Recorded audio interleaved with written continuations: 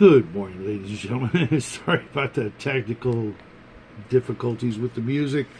As you can see from the thumbnail and the title, I'm going to talk about the Terran Trade Authority once more. I have a couple more installments, but I figured I'd space them out a week at a time.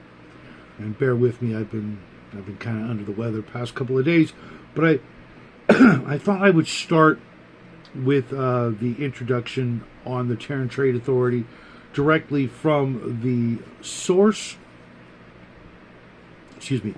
The Terran Trade Authority, the TTA, formerly the World Trade Authority, was founded in 1999 AD as a subsidiary of the World Council, charged with the task of administrating all international trade. 4 years later, the Commercial Technology Division of the World Community Research Council was absorbed into the WTA structure, including the fabrication yards of the Space Research Center.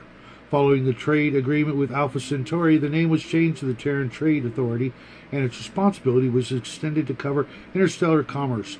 To meet the growing demand for more extensive spacecraft manufacturing facilities, the TTA undertook the construction of the Great Mars shipyards, which were completed in 2046, although ships were coming off the slips as early as 2038.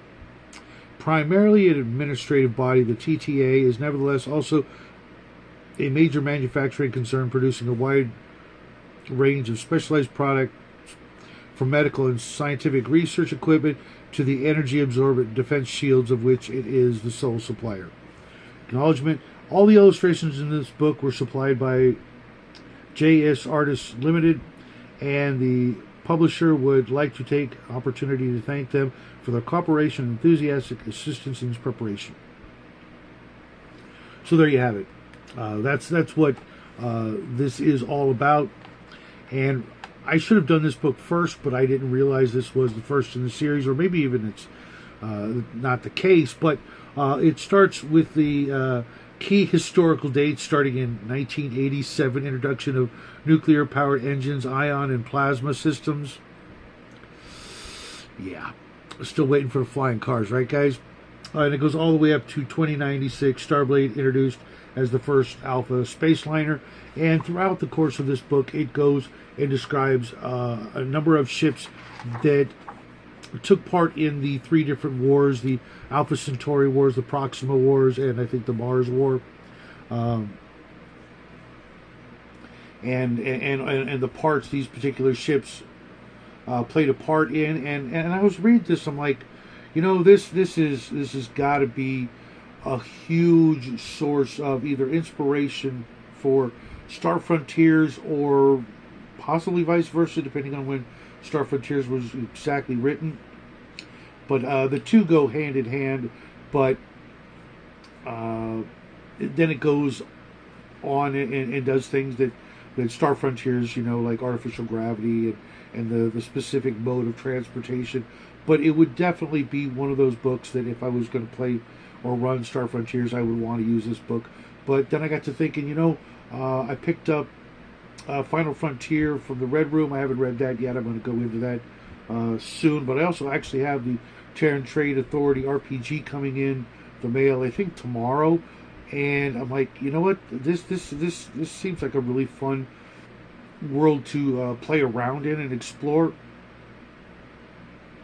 If you're wanting to kind of keep things, you know, kind of grounded with only a few races and a few worlds and whatnot to explore, and not to go, you know, too crazy into, you know, like a Star Trek or a Traveler frame of mind for playing. And I'm absolutely really glad I got a chance today to read this book entirely. It took me about, let's say, 3 hours to read it. It's under 100 pages, and it really helped to read it all in one sitting, because I remember starting to read this and I was getting bored, or something happened and I get distracted, and then I just put it back on the shelf. And today I was able to read it all the way through and absorb it a little better. And then I got to the end. which really sank it all home for me, because the last, I'm going to say, about dozen pages are mysteries, interstellar mysteries that to this day in their universe are unsolved, but would make for great plot hooks. Give you an example. The first one, Barnard Star, out there, one of the planets orbiting it, they found a spaceship. Unknown origin, unknown designer, unknown inhabitants, etc. Because it's not solid. You can fly through it. It's intangible. It's like a ghost ship, literally, that you can walk through. And I'm like, oh, that's freaking, that's kind of, kind of awesome. You come across this, is it from another dimension?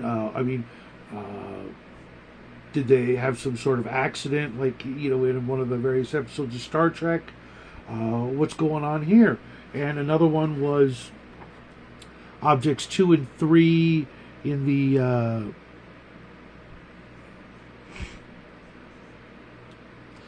somewhere near Alpha Centauri, where they found the wreckage of a ship, but on board the wreckage of this ship, and they have no idea who made the ship, obviously, but on board the ship they found a fighter craft from the Bermuda Triangle, essentially, in the cargo hold. Like, okay, that's kind of cool, but all in all, there's I think number 4, number 6, yeah, there's 6 of them at the end of the book that are absolutely great plot hooks, as if the book itself didn't have a whole bunch of ideas, great ideas, for quasi-military campaigns. I was actually watching a video this afternoon also on space above and beyond, and then I realized, oh, you know what? I need to have a video for tomorrow morning. I'm going to go grab one of the Terran trade books, and I started reading it, and I'm like, oh my gosh, I'm already getting ideas for a sci-fi campaign, even though I have absolutely no time to put it, no, in my schedule. But I don't know. I really dug this book, and I'm going to probably go back and read Great Space Battles next, as I wait for the next books to come in over the course of the next weeks. But that's what I've got for you this morning, guys. This was a really a lot more fun than I actually thought. I thought it was going to be kind of a bit of a chore because of how dated it is. It's almost my entire lifetime ago it was written, and it still actually holds up. It's still got a little room left to be viable, at least in a role-playing game frame of mind. But that's what I've got for you guys this morning. I hope you guys will keep the conversation going in the comments section, and I will see you guys later on down the road. And until then, happy trails.